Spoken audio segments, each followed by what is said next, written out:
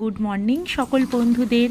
সবাই তোমরা কেমন আছো? আমি ভীষণ ভালো আছি। আর আজকে ভিডিওটা না একদম সকালবেলা শুরু করলাম। পিহু দেখো পাশের ঘরে গানের রেওয়াজ করছে। আর আজকে জানো তো একটা জায়গায় যাওয়ার আছে, সংসারের সব কাজ করে সেখানেই যাব। একটু তাড়াতাড়ি বেরোবো, মানে বিকাল বেরোবো। চলো তোমাদেরকে দেখাচ্ছি। ওই দেখো 5:10 বাজে ঘড়িতে, সকালে পিহু গানের রেওয়াজ করছে।